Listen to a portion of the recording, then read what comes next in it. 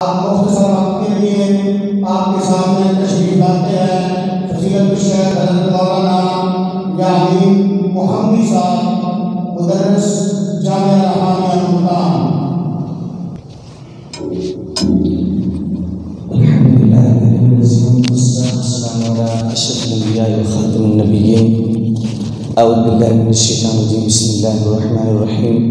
क़ाल नबी सल्लल्लाहु अलैहि वसल्लम इन्नल्लाह यरफ़उ बिहाज़िल किताबि अक़वामन व यज़अउ बिही आख़रीन। इरादे जिनके पुख्ता हों, नज़र जिनकी खुदा पर हो, वो तला तमख़ीस मौजूद से घबराया नहीं करते। मदनी साहब की मौजूदगी और जामिया रहमानिया के मुदीर हाफिज़ अब्दुल मन्नान आबिद हाफिज़हुल्लाह के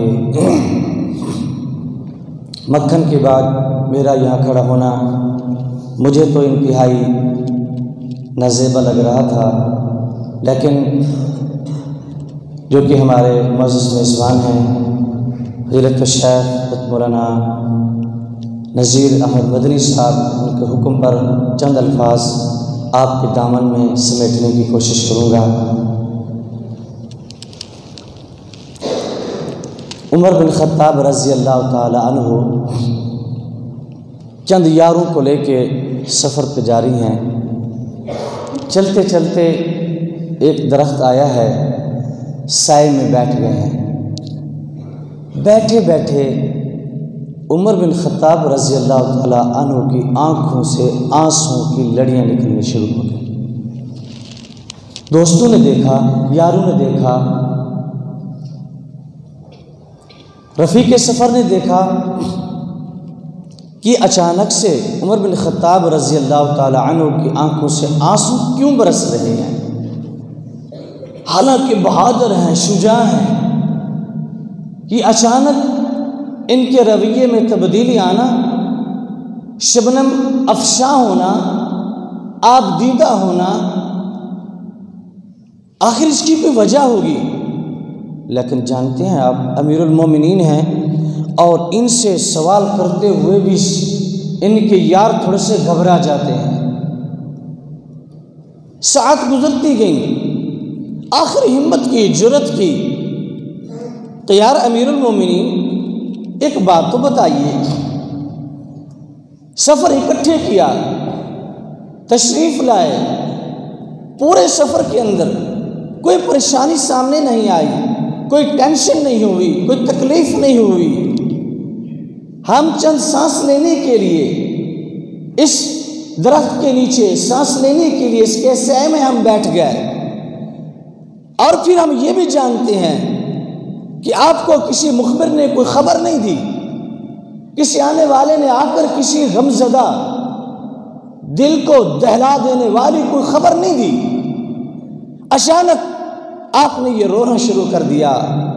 मेरे तालिब इल्म भाइयों, मेरे मिल्लत के पासबानों, मेरे मसलक के पासबानों, मुहाफ़िज़ों, अल्लाह के दीन के दाइयों, दीन मोहम्मद के चौकीदारों, अब सिर्फ मेरे इन जुमलों पर गौर करना। उमर बिन ख़त्ताब रज़ी अल्लाह तआला अन्हु अपने लबों को खोलते हैं, कहने लगते हैं, यारों सुनो, अगर सवाल कर लिया है तो जवाब समाप्त कर लीजिए। एक वक्त था, मैं रईसों का बेटा था, सरदारों का बेटा था, बड़े बड़े जुब्बे कुब्बे वालों का बेटा था, और काम क्या करता था? बकरियां चराता था। यही मेरी बेबसी खत्म नहीं हो जाती? अरे मेरे यारों सुनो, मैं तो इतनी बेबस था, क्यों रोया? यही दरख्त था, यही दरख्त का साए होता। मेरा बाबा, मेरा वालिद जब मुझे बकरियां चराने के लिए भेजता, बकरी मुझसे कंट्रोल नहीं हुआ करती थी। जब सांस लेने के लिए इस दरख्त के नीचे बैठता, मेरा बाबा कहता, उमर तुझे शर्म नहीं आती? तू बड़ा होकर के क्या बनेगा, तुझसे चंद बकरियां संभाल ही नहीं जाती, बतला तू जिंदगी कैसे बसर करेगा। आज वही अल्फाज मेरे कानों से टकरा रहे हैं कि मेरे बाबा की आवाज मेरे कानों में गूंज रही है। और रोया क्यों था? इसलिए रोया हूं, इसलिए रोया हूं कि आज इस वक्त कितने मुरब्बा लाख मील के ये हुक्मरान बने हुए हैं। 24 लाख मुरब्बा मील की जमीन पर अकेले हाकिम हैं, सुल्तान हैं, अल्लाह के खलीफे बने हुए हैं। यूं कह लीजिए एक वक्त था जब कुरान उमर के सीने में नहीं था, एक वक्त था जब कुरान से उमर का ताल्लुक नहीं था, एक वक्त था जब कुरान उमर के करीब नहीं था, इसको बकरियां चरानी नहीं आती थी। जब ये कुरान उमर के सीने से लगा, उमर ने सीने में बसाया, बकरियां नहीं 24 लाख मुरब्बा मील के लोगों को कंट्रोल किए हुए हैं।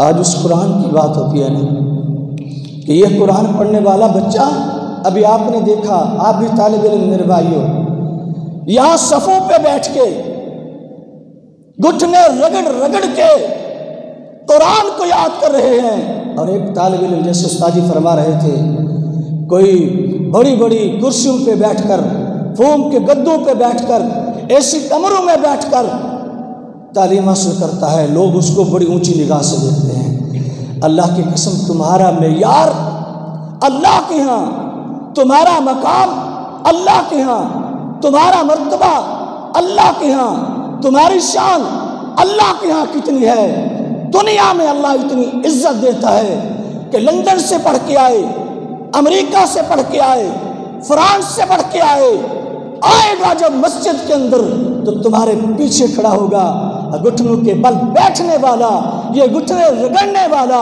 ये मुकद्दम होकर उसको नमाज पढ़ाएगा।